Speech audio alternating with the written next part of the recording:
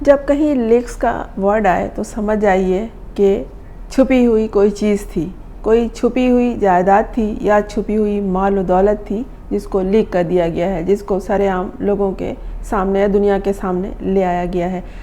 Trending topic رہا ہے آج سارا دن دبئی لیکس۔ دبئی میں جو لوگوں کی جائیداد ہے، دنیا کے بے شمار صاحب حیثیت لوگوں کی، امیر ترین لوگوں کی، اس میں پاکستانی بھی شامل ہیں۔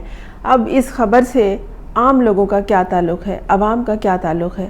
عوام کا یہ تعلق ہے کہ پاکستان کے یہ صاحب جائیداد جو دبئی میں مال و دولت جمع کر کے دبئی میں اپنی جائیداد خرید کے بیٹھے ہوئے ہیں، پاکستان کے عوام کے سروں پر، جو وہاں انہیں یہ خوشخبری سناتے ہیں ٹی وی چینلز پہ بیٹھ کے کہ IMF سے ہم نے یہ قرضے منظور کرا لیے ہیں، ہم نے یہ قرضے مانگ لیے ہیں اور ہم سعودی عرب کے پاس کشکول لے کے دوڑ رہے ہیں عوام کے لیے۔ عوام بیچاری ٹی وی چینلز پر یہ خبریں سن کے خوش ہوتی ہے۔ انٹرنیشنل مانیٹرنگ فنڈ یعنی IMF نے ہمیں یہ قرضے دے دیے ہیں، اب ہمارے وارے نیارے ہو جائیں گے، پاکستان کے بہت سے مسائل حل ہو جائیں گے، کیونکہ سیاسی شعور پاکستان میں عمران خان نے عام آدمی کے دلوں میں، ذہنوں میں اجاگر کر دیا ہے۔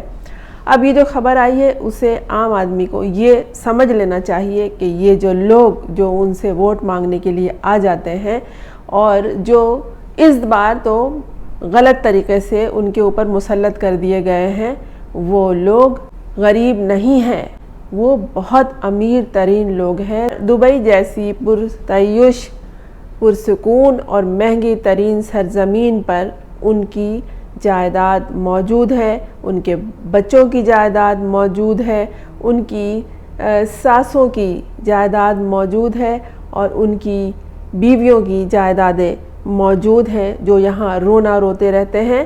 بجلی، پانی، چینی، آٹا، ابھی کشمیر میں لوگوں کی جانیں گئی ہیں آٹے کے حوالے سے۔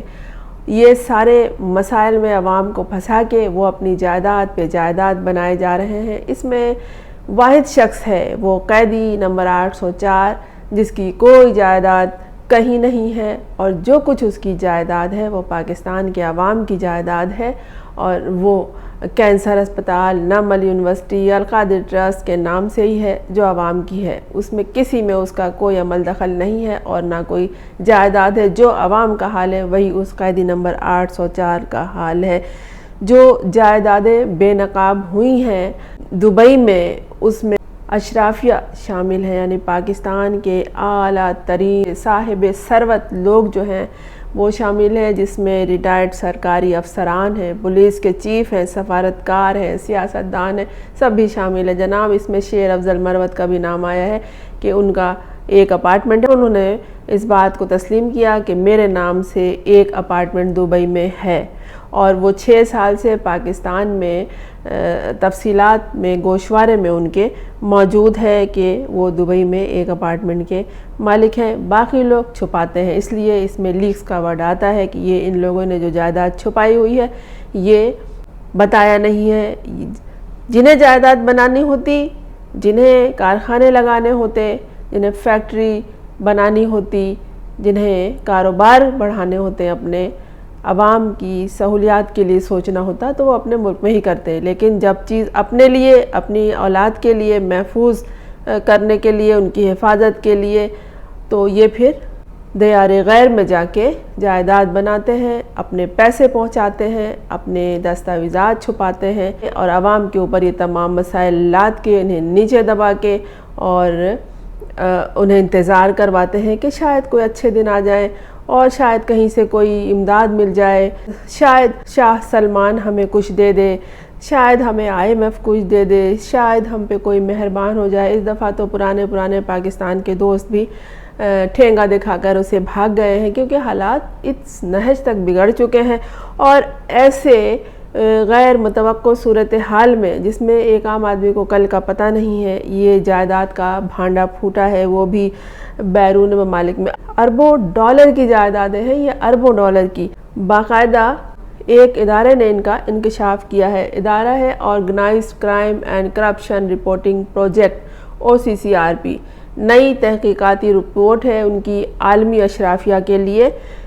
اس عالمی اشرافیہ میں عالمی طور پر पूरी दुनिया में जो दौलतमंद अरबों डॉलरों के मालिक हैं उसमें पाकिस्तानी भी शामिल हैं। ये जो पाकिस्तान इस वक्त जो बदतरीन सूरत हाल से गुज़र रहा है या गुजारा जा रहा है, इसमें ये भी शामिल है। ये जो टॉपिक है दुबई लीक्स का, ये उन लोगों के लिए, अशराफिया के लिए नहीं है, ये आवाम के समझने के लिए है और उनके शऊर को बेदार करने के लिए है कि वो आइंदा बेहतरीन फ़ैसले कर सकें, अपने दरमियान ऐसे नुमाइंदों को चुन सकें जो उनके बारे में सोचते हों, जो उनके दरमियान से हों। सब के नाम आए हैं, सुबह से सारे चैनल यही खबर चिल्ला रहे हैं, आप सब ने सुन लिया होगा। और अगर नहीं सुना तो सुन के क्या करेंगे, आप सबको अंदाज़ा है कि पाकिस्तान में किसकी हुक्मरानी है, सिंध में किसकी हुक्मरानी है, पंजाब में किसकी है, सरहद में किसकी है, बलूचिस्तान में किसकी है, किसका क्या हाल है। बलूचिस्तान जो हमेशा रोता रहता है, वहाँ के लोग भी निकले हैं जिनकी जायदादें दुबई में हैं। रिपोर्ट में बताया गया है कि जायदादों का जो रिकॉर्ड है मुतअद्दिद डेटा लीक्स की बुनियाद पर मुरतब किया गया है, जिसमें 58 ममालिक के 58 ममालिक के 74 मीडिया हाउसेस के सहाफ़ियों ने हिस्सा लिया और 6 माह इस हवाले से तहकीक की है। बाकायदा 6 माह तहकीक करने के बाद ये रिपोर्ट मुरतब की गई है। जायदादें बनाने वालों में सज़ा याफ्ता मुजरिम, मफरूर, मुल्ज़िमान और सियासी शख्सियात भी शामिल हैं। और पाकिस्तान के जो हैं वो ज़्यादातर सियासी शख्सियात हैं। साइंसदान भी एक निकले हैं। ये डेटा वाशिंगटन में centre for advance defence studies से हासिल किया गया है, जो कि बैनुल-अक़वामी जराइम और तनाज़ात पर तहकीक करती है। इस रिपोर्ट में जरदारी फैमिली का भी नाम है और परवेज़ मुशर्रफ का भी। पाकिस्तान के सदर और मकतूल साबिक वज़ीर आज़म बेनज़ीर भुट्टो के 3 बच्चे बिलावल, बख्तावर, आसिफा दुबई के जुमेरा 1 और आसिफा 2 इलाकों में 2 जायदादों के मालकान के तौर पर दर्ज हैं। तो आसिफा भुट्टो जरदारी के जो वकील हैं, उन्होंने कहा कि दुबई में जो इनके असासे हैं आसिफा के, वो पाकिस्तान में मुतल्लका हुक्काम को डिक्लेयर किए हुए हैं। ये तो हर कोई कह रहा है कि डिक्लेयर किए हुए हैं, और लेकिन हुक्काम को किए हैं ना, आवाम को तो नहीं मालूम था। आम आदमी को मालूम होना चाहिए कि उसके ऊपर जो हुक्मरानी करने के लिए तिल मिलाता रहता है, बेताब रहता है, वो इस मुल्क के गरीब आवाम के हालात को बेहतर बनाने के उसे ख्वाब दिखाता है, लेकिन ख़ुद वो बहुत अमीर है, उसके पास बहुत से घर हैं, इस ममलिकत में भी हैं और दुबई में भी हैं।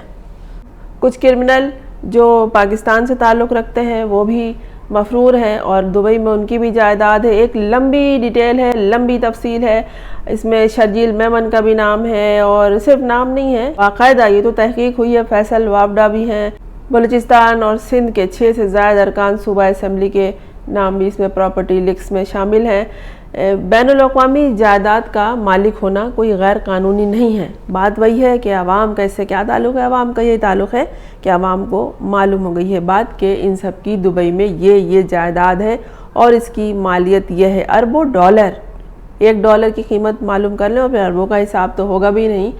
अरबों डॉलर के ये सब मालिक हैं और आवाम को बोलते हैं कि ख़जाना खाली है, ये महंगा है, चीनी नहीं है, आटा नहीं है, किसान का हाल बुरा है, वो तो किसान ने तो उगा लिया, उससे कोई ख़रीदने के लिए तैयार नहीं है।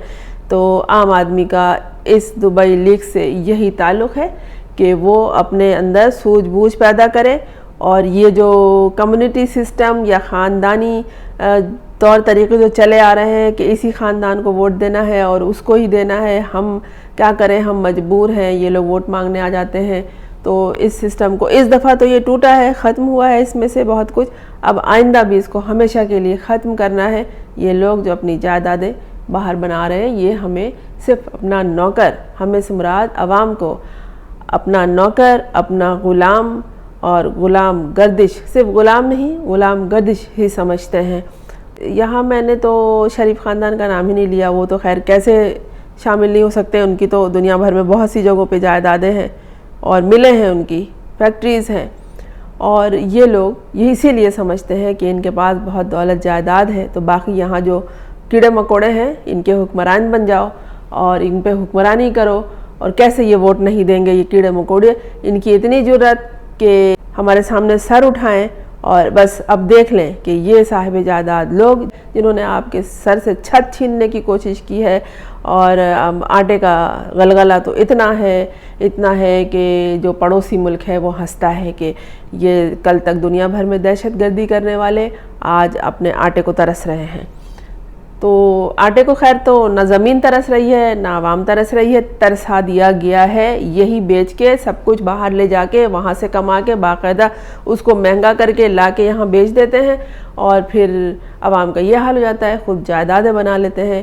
تو عوام کو اس طرح کی معلومات ہونی چاہیے کہ اس کا کیا حل کرتے ہیں یہ لوگ، اور خود کتنے دن بدن امیر سے امیر تر ہوتے جا رہے ہیں۔ اور پاکستان کے عوام تو خیر خدا نہ خواستہ اللہ نہ کرے مر ہی چکے ہیں یہ، لیکن پاکستان کو بھی عجیب ہی صورتحال کے بلکہ تباہی کے دہانے تک لا کے کھڑا کر دیا ہے، اور سمجھ میں نہیں آتا ہے کہ کیا یہ لوگ اپنے اثاثے بیچ کے پاکستان میں حالات درست کرنے پہ خرچ کریں گے۔ لیاقت علی خان کو یاد کر لیجئے، کتنی جائیداد تھی ان کے پاس، پاکستان کے ایک سابق وزیر اعظم، کتنی جائیداد تھی ان کے پاس، اور جب ان کا قتل ہوا تو ان کی جیب سے صرف 1 روپیہ نکلا تھا، وہ ساری جائیداد انہوں نے وقف کر دی تھی۔